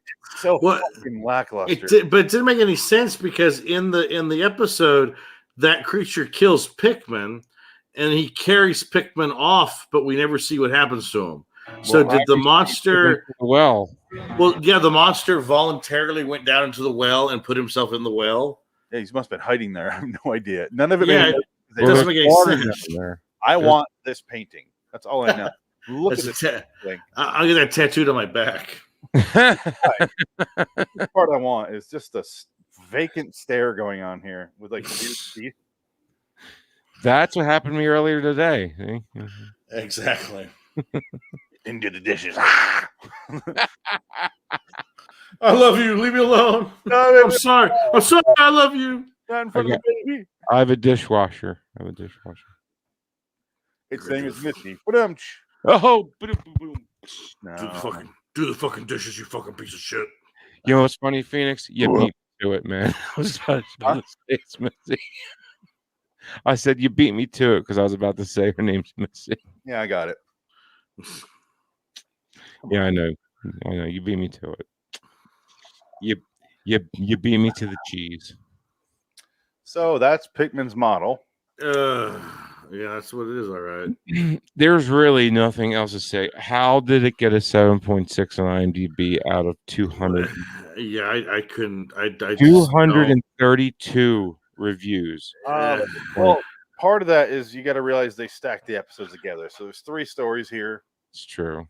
So one of the other two could be really fucking solid because I will have to start weighing my scores versus the 3 episodes in it. Right. And that's going to suck. But I mean, I can't see it. I'd be highly, highly surprised if they are, because this was so bad. I gave it a 3. I too indeed gave it a 3. I would give it a 4 just for the creature at the end of it. At least they could get a guy in a suit and gave him work.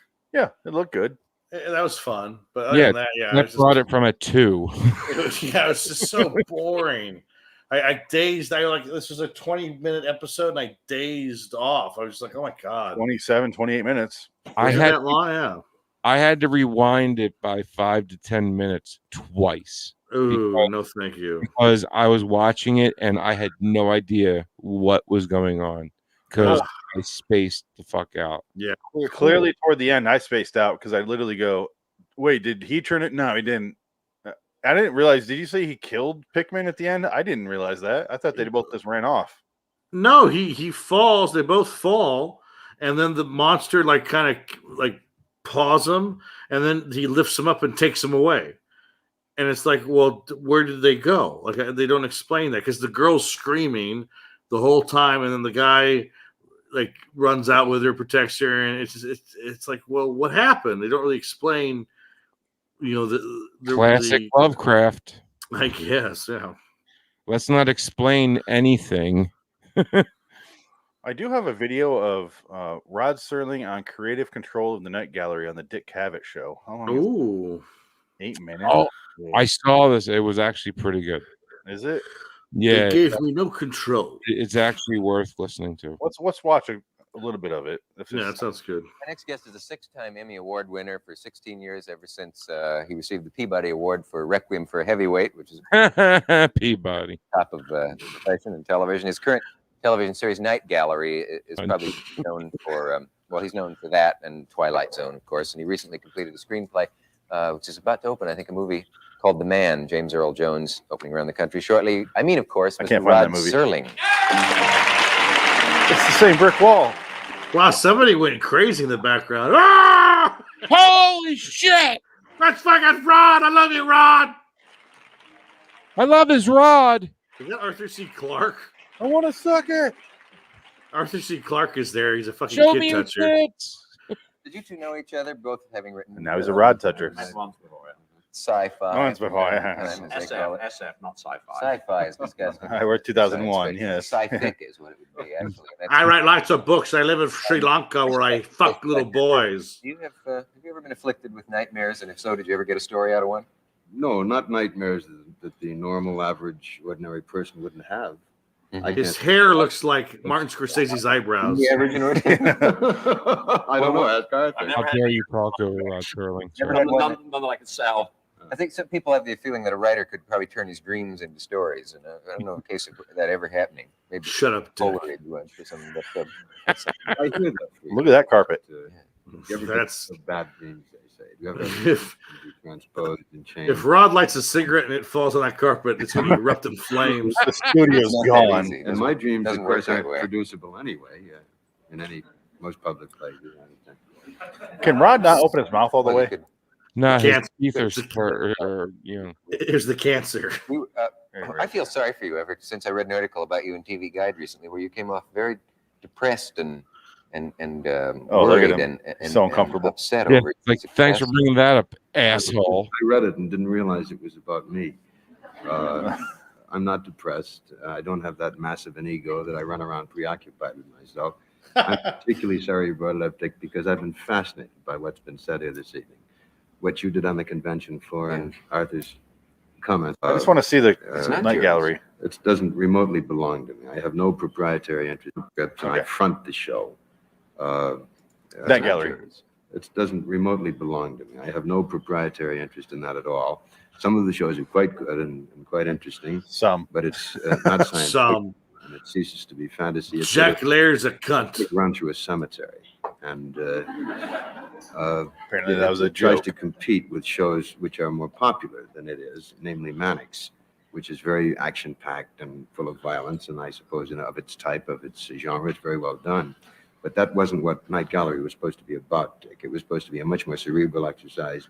Dick. It was supposed to be much more diversified in its approach to things. I wish this It was could be all LIW. things, science fiction and fantasy and the occult and the bizarre.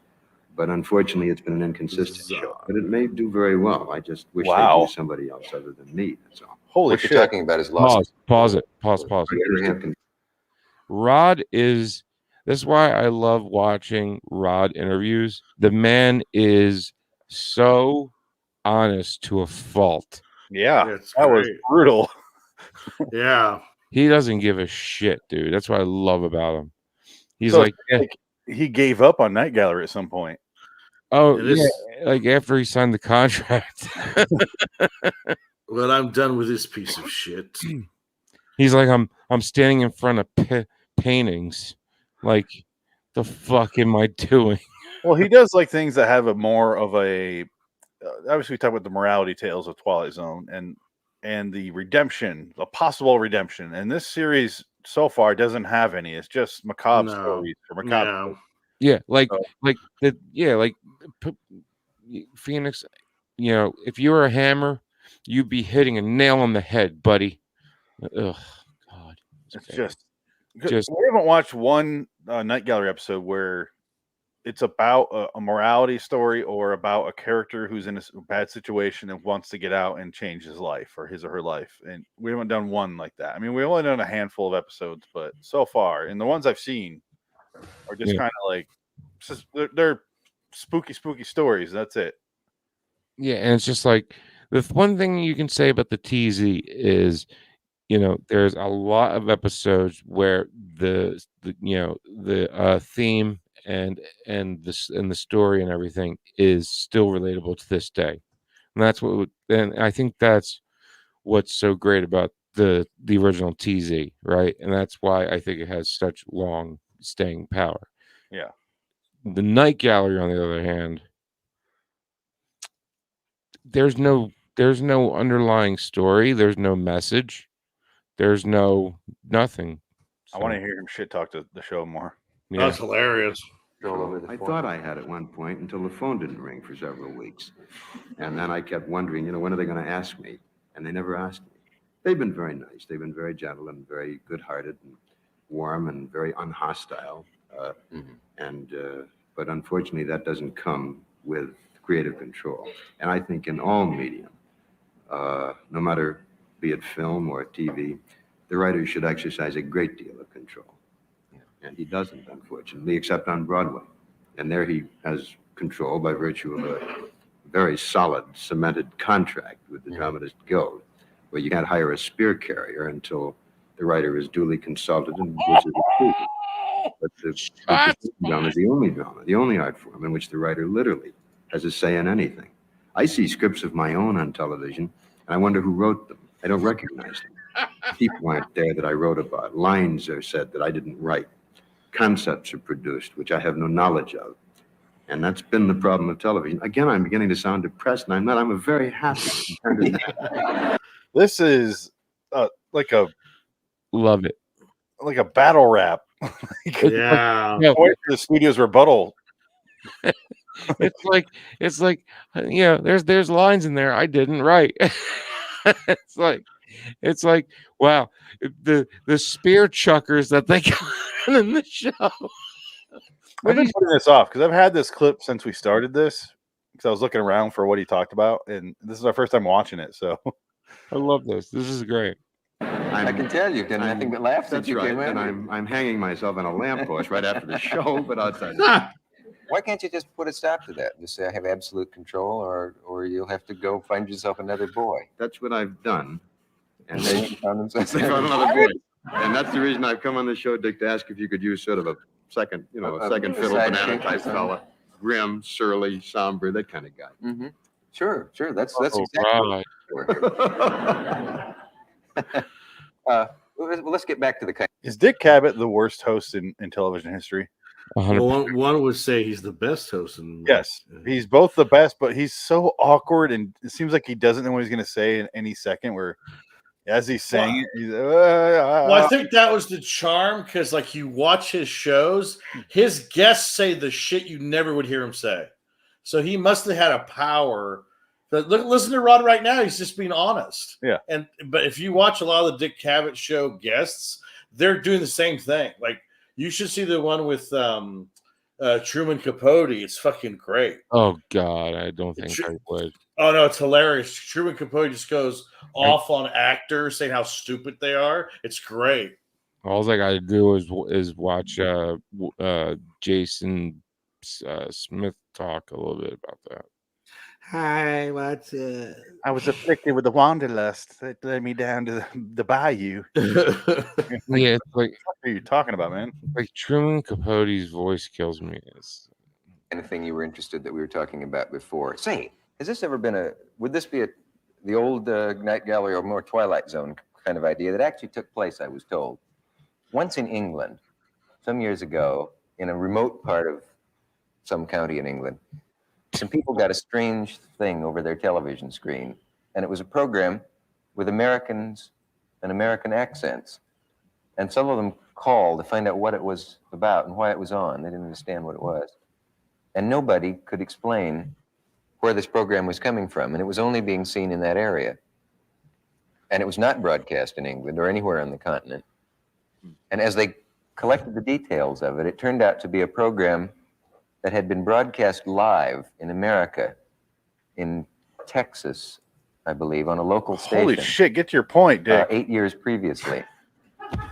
Well, that can't be And true. presumably had bounced. Okay. Yeah, One guy thought that was funny. in the back row. Yeah. He laughed because his wife poked him in the belly at the Pillsbury Doughboy. Laugh, Jerry, laugh. The applause sign went on. An accident. No, it's off. I like Dick Cavett, but holy shit, he's a bad public speaker for the most part. Well, yeah, he's all over the place in all of his show. This is him in every episode he ever did. Yeah. Just got that. Hey, yeah, how you doing? That's wonderful. I have a story to tell you. And they go halfway through and stop and forget what he was talking about. Yeah. I was just watching. Apparently, the greatest man of late night TV came before Letterman and Leno and all. What was his name? Johnny Carson. I think that was it. Yeah, and like he had Rodney Dangerfield on, and he had Buddy. It wasn't Buddy Hackett, was it? Anyway, he had comedians on and everything, and but he felt awkward to me, like the way he did his show. It felt very awkward to me. Tom Green. Okay, Tom Green was really awkward. But I think that was a shtick, wasn't it? Oh, I thought you were talking about Tom Green. I'm sorry. No, but my point being is, this is awkward. Huh? So now this is awkward. Yeah. Anyway, this episode sucks. Yes. It's way too fucking long. It needed to be a 5-minute, a little short. Absolutely. Jack Laird. The Twilight Zone review gets better. Oh, you mean the I won't disagree with you. And this and the last episode needed to be shorter, but we just kept rambling on about random shit, and that's fine. Goddamn right. They gave us nothing to work with. We're going to find something. That's right. We found that, when he starts to chisel at a brick, a brick cap of a well, the entire, I don't know why he's using an axe or a pickaxe. He should have just used his hands and pushed it off. I really want some, what's her name? Samara or whatever from The Ring. Oh God. Crawl the well. The little girl from the Ring. I want her to crawl the well instead of the werewolf. Who? Bilbo Baggins? What the fuck are you talking about? Bilbo Bolsack? The Ring. Oh, yeah. What? Oh, the horror movie. I just don't know. Who am I? Where am I? I've just never seen it. I'm sorry.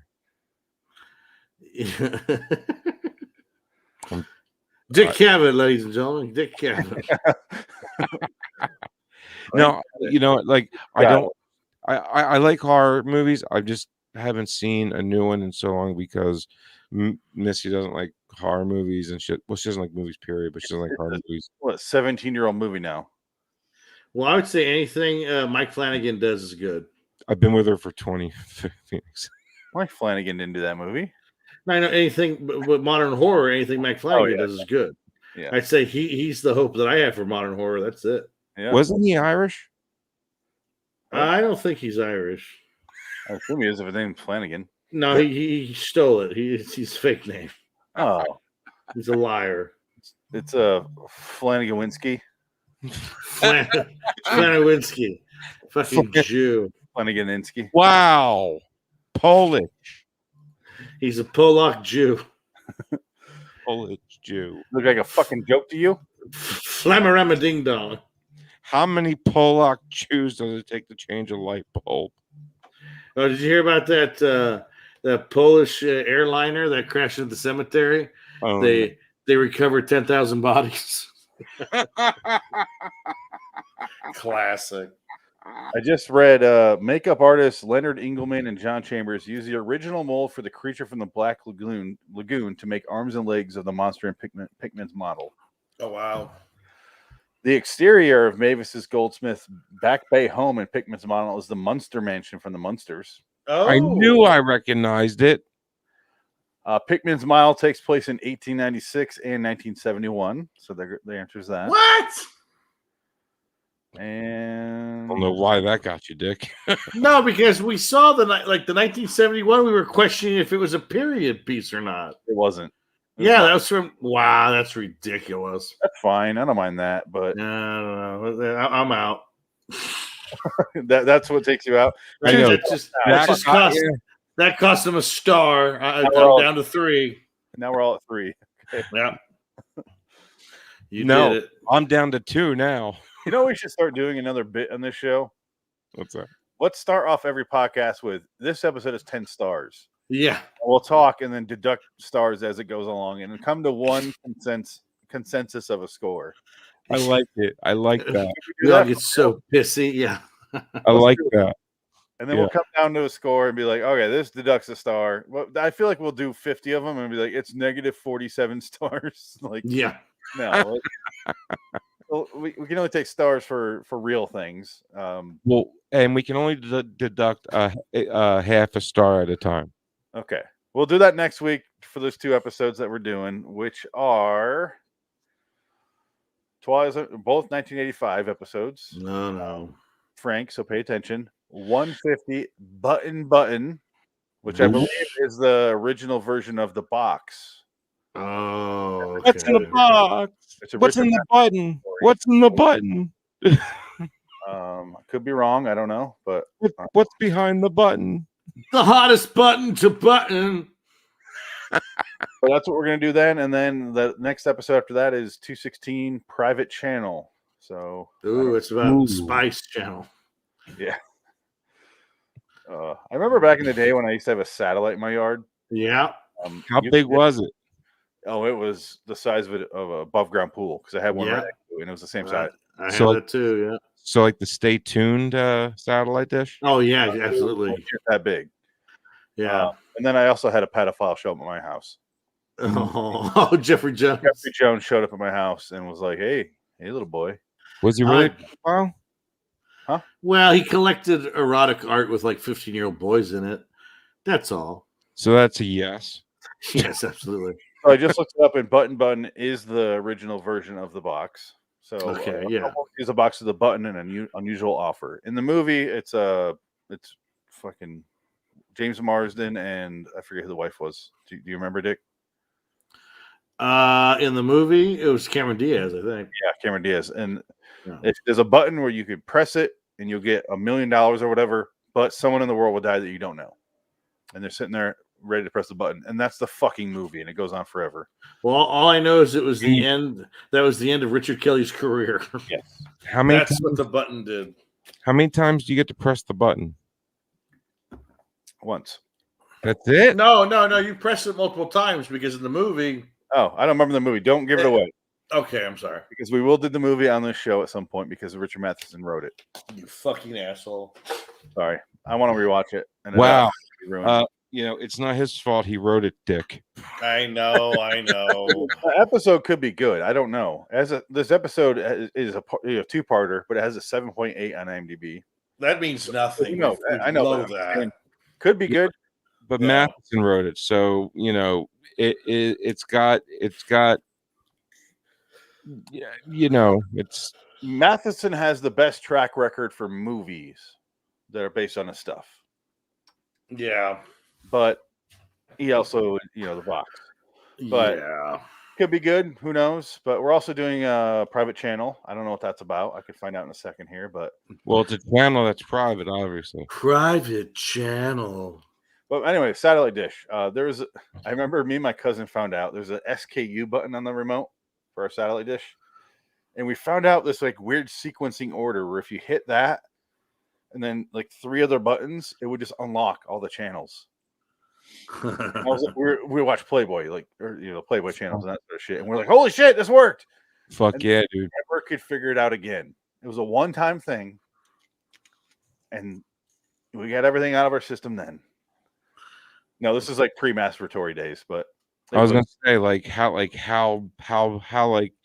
what kind of rogering did you give the couch that night? Yeah, private channel. An accident turns an obnoxious young man's radio headset into a receiver for other people's thoughts. Oh no, it's gonna be awful. That sounds familiar. Yeah, so that's what we're gonna do then. That's gonna be awful. That's next week. I do apologize for these two episodes we did this week, Rendezvous in a Dark Place and Pickman's Model, because we had nothing to work with, but we tried our best. So we talked about random shit, and sometimes that happens. It's gonna happen. And normally when they're bad, that's when we get the best content. But these were so bad that they weren't bad; they were boring. Boring and bad, I think, are two different things. Yes, these are boring. Pickman's Model is boring and bad. Yes, but it wasn't entertainingly bad. No, it was just nothing fucking happens. There's nothing to talk about whatsoever. Anytime we get an episode of any show about a painting, it's so fucking stupid. Which Tales from the Crypt, we got like 7 in a row. Do you remember? We just got a bunch. Yeah. If there's another painting episode in Tales from the Crypt, I'll be fucking amazed because we did all of them. It felt like. Yeah. I mean, sometimes you click the wrong thing and you start watching the wrong thing. It happens, right, Phoenix? That's also something else that I shouldn't apologize for because I watched the right episode. Dick, you watched the right episode, right? I remember that. I did. Yeah. I remember. I remember, having to sit through Corey Feldman's acting for 5 minutes once. The Burbs. No. The Burbs. The Pizza Dude's here. Burbs is great. The Pizza Dude. I called the Pizza Dude. That was okay. Let's say yes. Yeah, I played the wrong Tales from the Crypt movie, and we watched a few minutes of the wrong one. Bordello Blood. Yeah. It happens. It happens. We need to watch that. I didn't watch the whole episode anyway. I realize it. I would have realized it when the vampire showed up at some point. Yeah. Because Dick is like, well, this is the wrong one. Yeah. But then again, the names of these episodes don't sometimes they have nothing to do with what you're saying. Yeah. It's always good to pull up IMDb. No matter which I normally do, but I didn't this time. Yeah. And I paid the piper for it. So now when we do the walls facing the walls, whatever it's called, you're gonna watch this episode or whatever episode we did last. You're gonna watch Rendezvous in a Dark Place. I just watched it. Well, you're gonna watch it again with sound. No. I had the subtitles on. All right, let's get out of here, guys. This is stupid. We're wasting our time. We're wasting all of our time. Oh no. LIWstudios.com for me, Loitering in Wonderland on YouTube. Every Tuesday night's Twilight Zone. Every Wednesday night is an anthology show, and then a Carpenter, Frankenheimer, or Nick Cage movie. At LIW Studios, at LIW The TZ Review, at LIW Anthology Pod. Frank? RedDragonsRadio.com, at NKZ, at ISCP Podcast, and at Way Off Topic Radio, if I ever get that goddamn podcast working. Not working? Sort of. No. Dick wants to pitch something he mispronounces. Let's see if he can get it this week. Loitering in Wonderland presents John Frankenheimer review show, Andersonville, tomorrow night. Watch it and learn something about history. It's terrible. Just fucking terrible. Yeah, way to nail it again. Woo! I mean, not nail it again. I couldn't make the title more simple. LIW John Frankenheimer review. That's it. That's it. And you still can't. Half of it is just the guy's name. You know his name. One's a review, which is what we're doing. The other one's LIW, which you know. I think he's doing this on purpose. You might be right. I think he's doing it on purpose. Okay, so we'll be back next week for Button and Private Channel, both from 85. Oh, not next week. 2 weeks from now. Yeah, Sorry. 2 weeks from now. Yeah, 2 weeks from now. Why? What's next Tuesday? None of your fucking business what next Tuesday is. He's out of town. Back the fuck off. No. He's not out of town, but I know what's going I'm on. out of town. He's out of town. I will be out of town. Seriously? He's going to be in Hawaii. Yeah. Oh, cool. I have a funeral to attend in Hawaii. Well, I didn't want to go that far, but yeah. That's what's going on. Nothing too exciting. Yeah. I'm sorry to hear that, Phoenix. No, you're not. But that's it for this show. So long, citizens. Until next time. In the meantime, I'm Phoenix West. I'm Frank Links. Dick Dicot. So long, citizens. Fuck you, Night Gallery. Just fuck you. Fuck your face. Fuck your face holes. All three of them. We're going to find Jack Laird's grave and we're going to shit on it. Said Rod Sterling. Bye-bye. And ending the live stream.